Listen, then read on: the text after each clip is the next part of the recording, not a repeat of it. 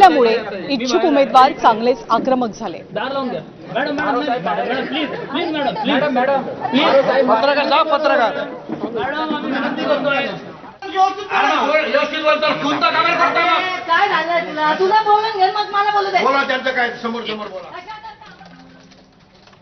आणि अमरावतीमध्ये सुद्धा भाजप आणि शिवसेनेची युती तुटलेली आहे. भाजपने शिवसेनेला 17 जागा देऊ केलेल्या होत्या आणि 17 जागांचा हा प्रस्ताव अर्थातच शिवसेनेला अमान्य होता.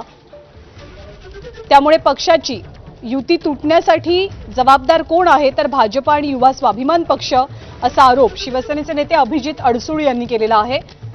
अमरावतीमध्ये जागा वाटपाची शेवटची बैठक पार पडली. त्यात भाजपने शिवसेनेला देऊ केलेल्या 17 जागा अयोग्य होत्या असंही अडसूळ यांनी नमूद केलं. या पद्धतीने माझ्या विधानसभेमध्ये गद्दारी झाली होती. आमच्या पाठीत खंजीर खुपसला गेला होता. ही जर युती व्हावी तर पारदर्शक व्हावी.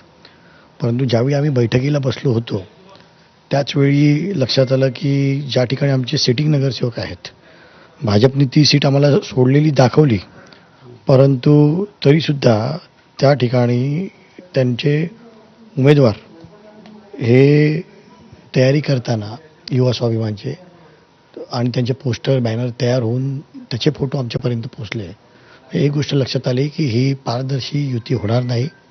एका ठिकाणी भारतीय जनता पार्टीतर्फे आम्हाला जागा दिल्या जातील आणि त्या ठिकाणी युवा स्वाभिमानतर्फे आमच्या विरोधात उमेदवार टाकले जातील. आणि मुंबईजवळच्या मीरा भाईंदर महानगरपालिकेमध्ये सुद्धा भाजप आणि शिवसेनेची युती फिसकटल्याचं चित्र